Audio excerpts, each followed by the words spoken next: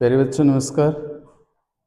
हम लोग हिंदी साहित्य और हिंदी साहित्य के अंदर हमारी जो प्रथम पाठ्य पुस्तक है हिंदी भाषा और साहित्य का इतिहास उसको पढ़ रहे थे। और उसी दौरान हमारा जो बिंदु चल रहा था उस बिंदु के अंदर हिंदी साहित्य का काल विभाजन। तो काल विभाजन को लेकर के अलग अलग विद्वान हुए और अलग अलग समय के अनुसार इसको अलग अलग रूपों में बांटा गया।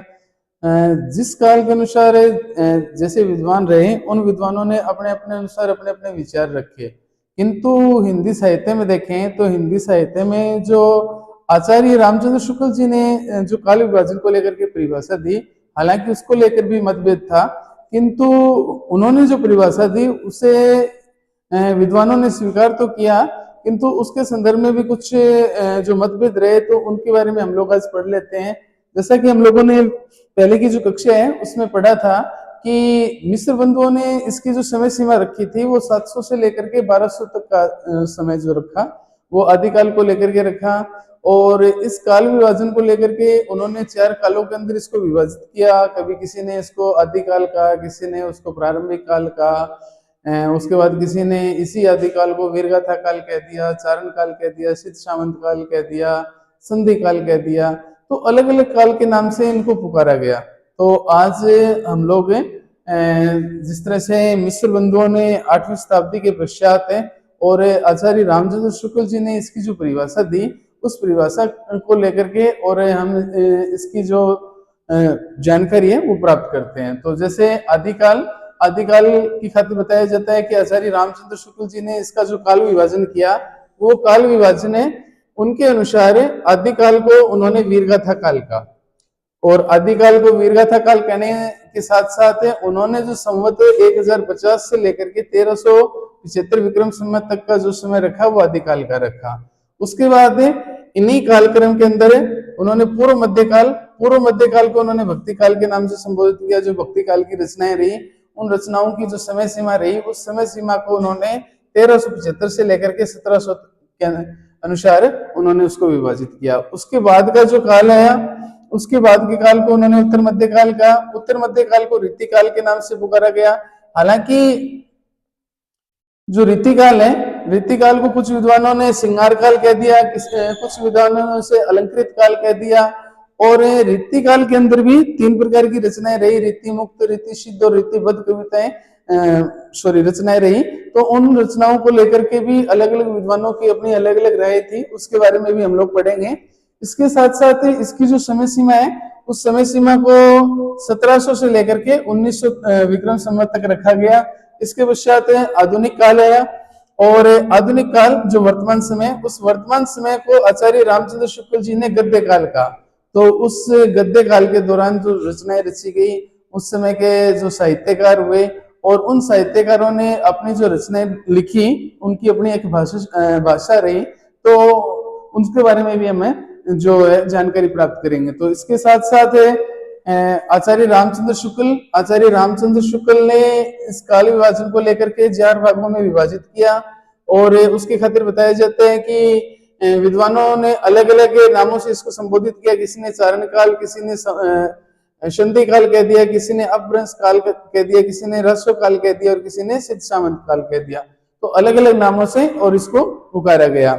अब इस कालखंड के लिए कहा जाता है कि जिस कालखंड के भीतर किसी विशेष ढंग की रचनाओं की प्रचुरता दिखाई पड़े। अब ऐसा है कि जो आदिकाल था, आदिकाल का अपना अलग महत्व है, भक्ति काल है उसका अपना अलग महत्व है, ऋतिकाल है उसका अपना अलग महत्व है और जो आधुनिक काल है उसका अपना अलग महत्व है। क्योंकि आदिकाल में अधिकांश जो साहित्य था वो ह्रस्व काव्य लिखा गया, या कह सकते हैं कि आदिकाल के अंदर जो युद्ध प्रसंग थे उन प्रसंगों को लेकर के जिक्र वो किया गया, या कुछ डिंगल और बिंगल भाषा के अंदर कुछ जो प्रेम गाथाएं थी उन प्रेम गाथाओं का वर्णन है वो कर दिया गया। तो अलग अलग काल के अनुसार इनकी जो रचनाएं वो की गई। अब जैसे भक्ति काल है तो भक्ति काल के अंदर जो वैसे तो देखा जाए 4 प्रकार की काव्य धाराएं रही, निर्गुण और सगुण है।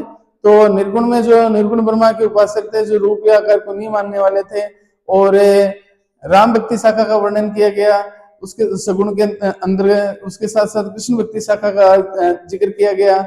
उसके साथ साथ प्रेम मार्गी काव्य धारा के जो कवि रहे उनका अपना मत रहा। तो इस तरह से प्रत्येक काल के अंदर अपनी अलग अलग रचनाएं और उन काल की अपनी अलग अलग सीमाएं। इसके पश्चात जैसे रीतिकाल आता है, तो रीतिकाल को कुछ विद्वानों ने एक तरह से श्रृंगार, अलंकृत, यहाँ तक कि दरबारी काल के नाम से भी पुकार लिया गया। तो इस काल की भी अपनी अलग विशेषता रही। तो ये कहते हैं कि जिस कालखंड में के भीतर किसी विशेष ढंग से कोई ऐसी व्यवस्था, विशेष ढंग से रचनाओं की जो प्रचुरता रहती है या प्रचुरता दिखाई पड़े, वहां इसे अलग काल माना गया। और उसके साथ बताया जाता है कि प्रत्येक काल में सामान्य लक्षणों को बताए जाते हैं। और दूसरी बात यह है कि ग्रंथों की प्रसिद्धि, अब जैसे विशुद्ध रस्व है, खुमाण रस्व है, प्रमाण रस्व है, और सबसे पहले जो नाम ले हैं वो पृथ्वीराज रस्व। तो पृथ्वीराज रस्व इसकी अपनी एक प्रसिद्धि है और इस प्रसिद्धि की अपनी एक विशेषता है जो पद्मावती और रतन सेन को लेकर के है। तो पृथ्वीराज रस्व, चंद्रवरदायी रचनाकार, तो सब जो राष्ट्र साहित्य, उस राष्ट्र साहित्य की अपनी एक विशेषता रहती है। तो इसी तरह से वो कहता है कि कोई ऐसा ग्रंथ है जिसकी मतलब प्रसिद्धि के कारण उसका जो वर्णन है वो किया जाए। उसके साथ साथ वो आगे कहते हैं कि लोक प्रवृत्ति की प्रतिध्वनि, इन दोनों बातों का ध्यान रख करके। अब लोक प्रवृत्ति लोगों का मतलब रहन सहन, संस्कृति को लेकर के, तो उन लोगों की कैसी प्रवृत्ति रही है, लोगों की कैसी आवाज रही है, तो उन बातों को ध्यान में रख करके उस दौरान जो कालखंड है या उस समय की जो साहित्य रचना है, उन साहित्य रचनाओं को कैसे रचा जाए, तो इसको लेकर के उसके साथ साथ इसका नामकरण किया गया। जैसे ढोला मारू रदुआ है, उसके साथ साथ प्रत्येक वर्ग, प्रत्येक उपवर्ग इसके कर दिए गए हैं। उन प्रत्येक उपवर्गों के अंतर्गत जो आचार्य रामचंद्र शुक्ल जी हैं, और आचार्य रामचंद्र शुक्ल जी ने आदिकाल है, इस आदिकाल की खातिर कहा गया है कि आदिकाल अपने आप में एक अपभ्रंश काल। अब अपभ्रंश काल की खातिर वो कहते हैं कि एक तरह से साहित्यिक काल है या साहित्य को लेकर के जो रचनाएं वो की जाती हैं, उसके अंदर कहा जाता है कि जिस तरह से उस शताब्दी के अंदर है जो दार्शनिकता है या धार्मिकता है, जो चीज हमें देखने को मिलती है, जो संस्कृति है वो देखने को मिलती है, तो ऐसा जो भाव है वो भाव उसमें देखने को मिला। आदिकाल को इन्होंने अपभ्रंश काल से संबोधित किया। देश भाषा, उस क्षेत्र की जो भाषा रही, उसके साथ साथ काव्य, और काव्य के अनुसार है उसमें जो वीर गाथा का मतलब ये है कि उन वीरों की गाथाओं का जो वर्णन है उसमें देखने को मिला, उनके शौर्य और सौहार्द का, उनकी वीरता का, उनके साहस का, उनके पराक्रम का जो वर्णन है वो उस समय की जो रचनाएं रही उन रचनाओं में देखने को मिला। उसके साथ साथ बताया जाता है कि इस आदिकाल के अंदर फुटकर रचनाएं भी हुआ करती थी। फुटकर रचनाओं का मतलब है कि अपने आप में मुक्त काव्य, जो स्वतंत्र भाव से रची हुई रचनाएं होती थी। जैसे वैसे देखा जाए तो साहित्य के अंदर जो प्रबंध और मुक्तक दो काव्य रहे, किंतु यहाँ जो फुटकर रचनाओं का जिक्र किया जा रहा है, तो उन फुटकर रचनाओं के अंदर अपने आप में एक तरह से मुक्त काव्य की जो रचना है वो की गई है। और जैसे मैंने अभी थोड़ी देर पहले आपको बताया था कि पूर्व मध्यकाल, इस पूर्व मध्यकाल का जो संबंध है वो निर्गुण भक्ति धारा से रखा गया। निर्गुण का मतलब है जैसे कबीर जी हैं, मलिक मोहम्मद जायसी जी हैं न, तो उन्होंने किसी रूप या आकार को न लेकर के ज्ञान मार्ग की शाखा, अर्थात समाज को ज्ञान देने का जो कार्य है या समाज का जो मार्गदर्शन करने का कार्य है, उसके साथ साथ प्रेम मार्गी का भी संबंध है वो इसी निर्गुण के अंदर रखा गया है। और प्रेम मार्गी के अंदर जो कवि आते हैं, उन कवियों में मलिक मोहम्मद जायसी जो सूफी कवि के रूप में या जो रीतिकाल के जो कवि घनानंद है उनको रख सकते हैं। तो ऐसा ही बताया गया कि पूर्व मध्यकाल के अंदर निर्गुण काव्य धारा की कवियों में ज्ञान मार्गी और प्रेम मार्गी, इसके साथ साथ सगुण को भी रखा गया। सगुण के अंदर राम भक्ति शाखा के कवि रहे जैसे गोस्वामी तुलसीदास जी, और उनके साथ जो अन्य कवि हैं जो कृष्ण भक्ति काव्य धारा के जो कवि हैं उनमें जैसे सूरदास जी हैं, रसखान जी हैं, मीरा हैं, तो इन कवियों को इसके साथ रखा गया। तो इस दौरान और उसके साथ साथ ये बताया जाता है कि इस दौरान भी फुटकर रचनाएं हुआ करती थी, अर्थात स्वतंत्र भाव से रची हुई जो रचनाएं वो भी रची जाती थी। इसी क्रम में जो अगला काल है वो आपका रीतिकाल। रीतिकाल का जो संबंध है वो अपने आप में श्रृंगार काल से, अलंकृत से, और एक तरह से कह सकते हैं कि रीति का मतलब परिपाटी के अनुसार। तो उस दौरान ऐसी जो रचनाएं वो रची गई। रीति ग्रंथकार, रीति ग्रंथकारों के अंदर वैसे देखा जाए तो रीति के अंदर श्रृंगार, वैसे 9 रस अपने 10 वात्सल्य, किंतु श्रृंगार और वीर रस से दोनों का सामंजस्य रखते हुए, दोनों का तालमेल बनाते हुए जो रचनाएं रची गई। उसके साथ साथ रीतिकाल के अंदर जो 3 प्रकार की रचनाएं, रीतिबद्ध, रीति सिद्ध और रीति मुक्त, उन रचनाओं को भी रखा गया। और उसके साथ साथ जैसे प्रत्येक काल के अंदर फुटकर रचनाएं अर्थात मुक्त काव्य के रूप में और उन काव्य रचनाओं को रखा गया। तो ये जो रचनाएं वो इसमें रही। अब काल विभाजन की दृष्टि से देखें तो आधुनिक काल को गद्य काल के नाम से संबोधित किया गया। और गद्य काल के अंदर बताया जाता है कि जिस तरह से इनके अंदर जो साहित्य की जो भाषा रही वो अपनी जैसे आदिकाल के अंदर डिंगल पिंगल रही, मध्यकाल भक्ति काल के या रीतिकाल के अंदर ब्रज या अवधि रही, तो आधुनिक काल के अंदर अपने जो काव्य की जो भाषा रही वो ब्रज भाषा रही और खड़ी बोली हिंदी रही। और इसके 2-3 उत्थान किए गए, प्रथम, द्वितीय और तृतीय, और उस दौरान साहित्य का जो सृजन है वो होता रहा। अब ये जो बात थी वो थी हमारे आचार्य हिंदी साहित्य के आचार्य रामचंद्र शुक्ल जी के अनुसार काल विभाजन। उनका मानना यह था कि आदिकाल को काल विभाजन को लेकर के आदिकाल की अपनी समय सीमा रही। इसी आदिकाल को उन्होंने वीरगाथा काल नाम दिया। भक्ति काल का संबंध रखा, भक्ति काल की अपनी समय सीमा बताई, रीति काल की अपनी बताई, गद्य काल की अपनी बताई। तो इसको लेकर के जो विद्वान आपसी सहमति नहीं रखते थे, उसी दौरान इसी काल विभाजन को लेकर के जो अगले रचनाकार रहे, उन रचनाकार का नाम है डॉक्टर रामकुमार वर्मा।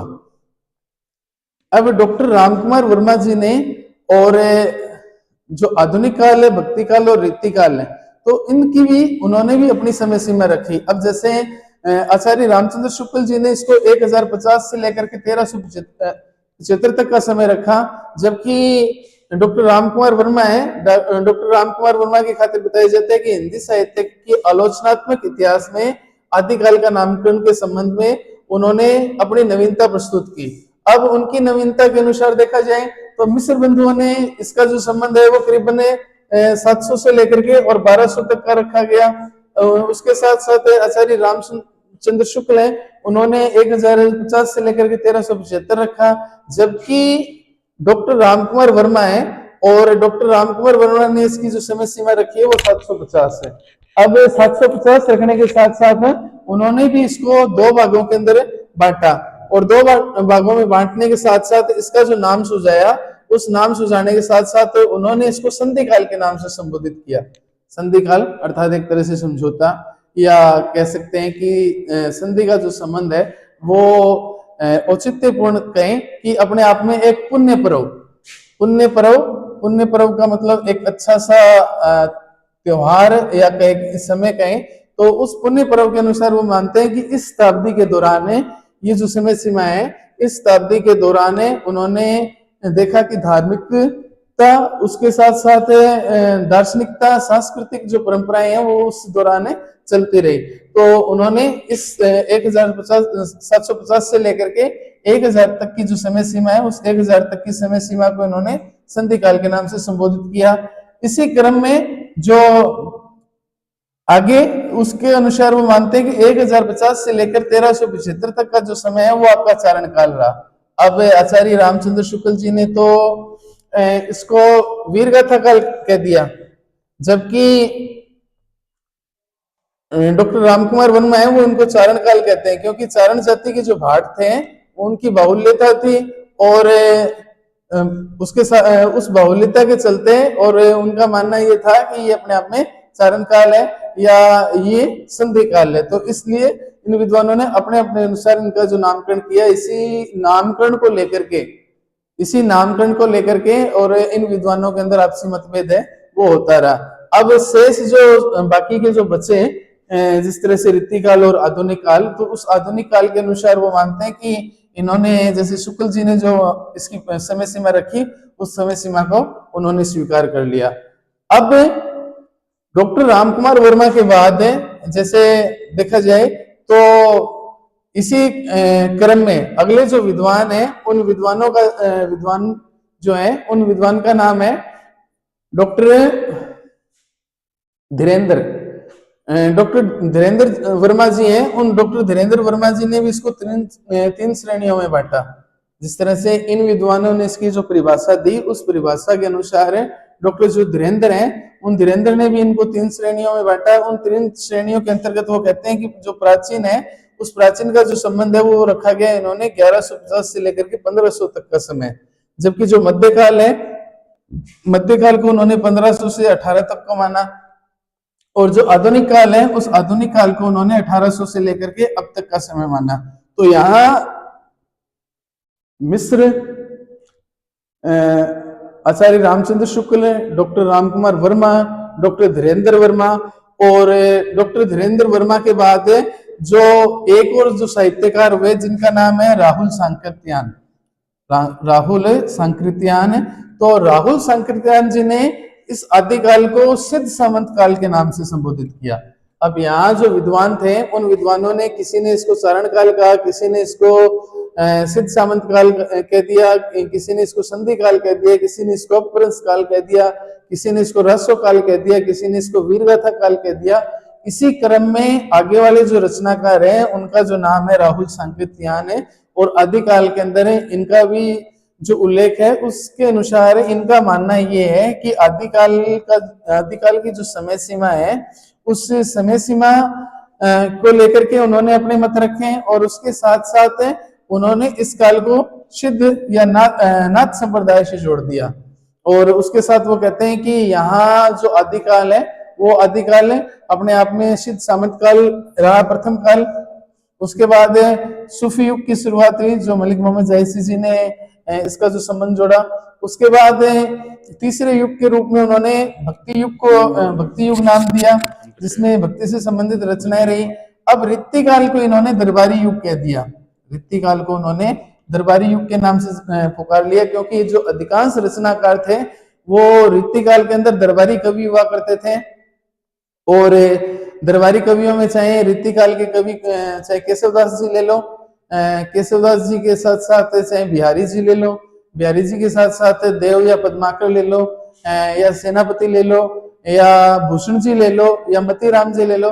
तो ये सारे के सारे जो कवि हैं, वो सारे के सारे दरबारी कवि हुआ करते थे। तो इन्होंने क्या किया कि अपने मत के अनुसार इसको ऋत्ति काल को एक तरह से दरबारी जो युग है, उस युग के नाम से संबोधन किया, पुकारा। उसके बाद आधुनिक युग को उन्होंने नव जागरण काल के नाम से संबोधित किया कि आधुनिक जो युग है और उसकी जो शुरुआत है वो नव जागरण काल के नाम से की गई।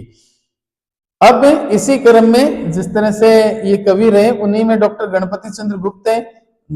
डॉक्टर गणपति चंद्र गुप्त जी ने अपनी अलग परिभाषा दी। हालांकि उनको साहित्य में थोड़ा कम आंका गया, किंतु उन्होंने अपनी परिभाषा रखी। प्रारंभिक काल को की जो समय सीमा है वो 1184 से लेकर के 1350 का समय रखा। इसी क्रम में पूर्व मध्यकाल है, उस पूर्व मध्यकाल की जो समय सीमा है वो 1350 से लेकर के 1600 तक है। उसके बाद इन्होंने और उत्तर मध्यकाल है, उस उत्तर मध्यकाल को 1600 से लेकर के 1857 तक है। और उसके बाद जो धर्म के ऊपर आश्रित था या धर्म पर विकसित था, उसके साथ साथ जो संत काव्य धारा है, उस संत काव्य धारा के अनुसार उन्होंने निर्गुण को या आधुनिक युग को लेकर के और 1857 से लेकर के अब तक का जो समय है वो रखा गया। तो इस दौरान क्या है कि साहित्य सर्जन है वो होता रहा। और उस दौरान के कवियों की खातिर बताया जाता है कि ये जो कवि थे वो अपने संत काव्य धारा के निर्गुण वर्मा के उपासक है। जो पौराणिक थी वो रीति परंपरा को लेकर के कृष्ण भक्ति काव्य धारा और राम भक्ति काव्य धारा को लेकर के, और उन्होंने एक तरह से रसिक भक्ति काव्य धारा को लेकर के अपनी रचनाएं की, जिसके अंदर फुटकर रचनाएं और काव्य खंड के अंदर पुरानी और नई काव्य धाराओं को प्रस्तुत किया। अब इन विद्वानों ने अपनी अपनी परिभाषा दे दी। अपनी अपनी परिभाषा देने के साथ साथ उनकी खातिर बताया जाता है कि जो आचार्य रामचंद्र शुक्ल हैं, आचार्य रामचंद्र शुक्ल ने इसका जो काल विभाजन किया वो अलग किया। उसके साथ साथ जो डॉक्टर रामकुमार वर्मा है उन्होंने इसका काल विभाजन अलग से किया। उसके साथ साथ जो राहुल सांख्यातान है उन्होंने इसकी अलग परिभाषा दी, और उसके पश्चात जो डॉक्टर गणपति जी हैं उन्होंने इसकी अलग परिभाषा दी। किंतु अब जो हम लोग कहें कि जो आदिकाल, आदिकाल के बाद भक्ति काल, और भक्ति के बाद जो रीति काल, और रीति काल के बाद जो आधुनिक काल। अब ये आधुनिक काल के बाद देखा जाए तो जो हिंदी साहित्य का काल विभाजन है, और उस काल विभाजन के अंदर जैसे इनकी अपनी अपनी परिभाषाएं हो गई, अपना अपना समय हो गया, अपने अपनी प्रवृत्ति हो गई, अपना अपना साहित्य हो गया, ये सारी चीजें आती चली गई। अब जो आधुनिक काल है, और आधुनिक काल के दौरान अब जो वर्तमान में हम लोग जो गद्य काव्य को पढ़ रहे हैं, गद्य और पद्य को दो को पढ़ रहे हैं, किंतु आधुनिक काल को गद्य काल के नाम से जाना गया, और 1900 से लेकर के और अब तक की इसकी समय सीमा रही। अब इसका जो संबंध है वो और जो उस दौरान रचनाएं की जाती थी, भारतेंदु युग, आधुनिक युग के जनक, ठीक है। और भारतेंदु युग की खातिर बताया जाता है कि भारतेंदु जो युग है वो अपने आप में एक तरह से पुनर्जागरण का काल था, पुनर्जागरण का काल कहें। और पुनर्जागरण का काल इसलिए मैं कह रहा हूं क्योंकि इस दौरान जो साहित्य रचा गया उस साहित्य की खातिर बताया जाता है कि एक तो जो राष्ट्र की एकता को लेकर के, ठीक है, उसके साथ साथ जो उस दौरान जो आंदोलन चल रहे थे उनको लेकर के, उसके साथ साथ जो हमारी सामाजिक, राजनीतिक और आर्थिक और धार्मिक जो स्थिति थी, उस स्थितियों को लेकर के, परिस्थितियों को लेकर के, हमारी जो प्रवृत्तियां थी उनको लेकर के, तो उस समय उसकी जो समय सीमा है, उसकी जो समय सीमा के अनुसार उनका मानना था कि 1800 से लेकर के 1900 तक का जो समय था वो भारतेंदु युग रहा। और उसके बाद से युग तो चल ही रहा है, आधुनिक युग है। और उस आधुनिक युग के अंदर साहित्य में अनेक प्रकार के ये कह सकते हैं कि हम लोग सुधार हैं वो देखने को मिले। और जो प्राचीन हमारी कह सकते हैं कि जो रचनाएं रही, उन रचनाओं को छोड़ करके और हम लोगों ने अपने नए सुदृढ़ राष्ट्र की खातिर कह सकते हैं कि नए युग की शुरुआत हुई, जिसमें जैसे आगे का जो समय रखें, जैसे 1900 से लेकर के और 1918 तक का जो समय है वो अपने आप में द्विवेदी। उसके बाद जैसे द्विवेदी, तो उन लोगों ने क्या किया कि उन लोगों ने जिस तरह से समाज जागरण है, क्योंकि उस राष्ट्र को लेकर के चल रहा था एक तरह से, और कह सकते हैं कि जागरण सुधार या समाज सुधार का जो कार्य है, या समाज सुधार से संबंधित जो रचनाएं वो रची गई। उसके बाद धीरे धीरे जो अगला युग आया, उस युग का जो संबंध है वो छायावाद से जोड़ देते हैं। और छायावाद को देखें तो छायावाद के 4 स्तंभ रहे, छायावाद के 4 स्तंभ रहे, जयशंकर प्रसाद, और जयशंकर प्रसाद जी के साथ साथ प्रसाद जी हैं, उसके साथ साथ सुमित्रानंद पंत हैं, उसके साथ साथ महादेवी वर्मा जी हैं, और महादेवी वर्मा जी के साथ साथ निराला जी हैं, सूर्यकांत त्रिपाठी निराला। तो इन्होंने छायावाद को लेकर के और प्रकृति वर्णन को लेकर के अपने काव्य की जो रचनाएं वो की, ठीक है। तो उनकी जो रचनाएं, उन रचनाओं में ये चीजें वो देखने को मिली। अब उसके बाद जो छायावाद के बाद छायावादोत्तर, उसके बाद का जो काल कह सकते हैं छायावादोत्तर, ठीक है। और वैसे देखा जाए तो यहाँ साठोत्तरी कविता का भी वर्णन किया जाएगा, क्योंकि 1960 के बाद की जो कविताएं थी। किंतु छायावाद के बाद जो अगला युग आया उसका जो संबंध है वो अपने आप में प्रयोगवाद को लेकर के, कि नए जो रचनाकार रहे उन्होंने अपनी कविताओं के अंदर किस तरह के प्रयोग किए।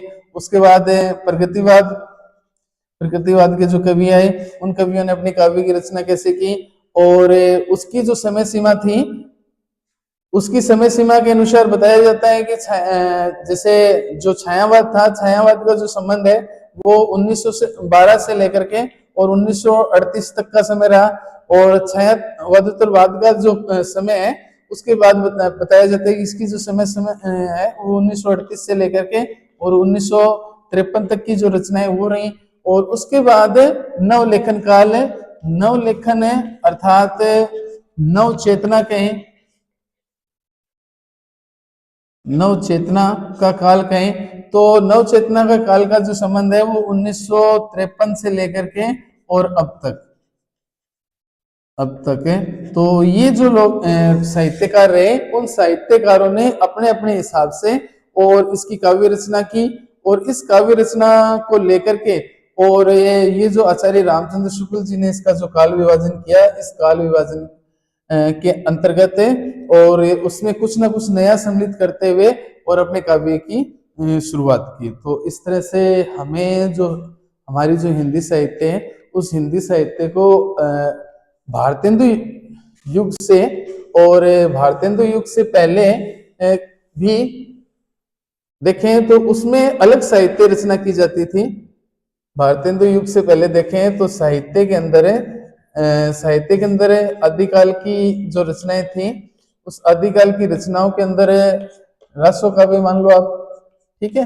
और राष्ट्र काव्य अलग अलग जो शासक है उन शासकों को लेकर के, उसके बाद जो भक्ति काल है उस भक्ति काल के अंदर जो साहित्य था वो भक्ति काल का जो साहित्य था वो सगुण और निर्गुण को लेकर के, और निर्गुण के साथ साथ हम लोग कहें कि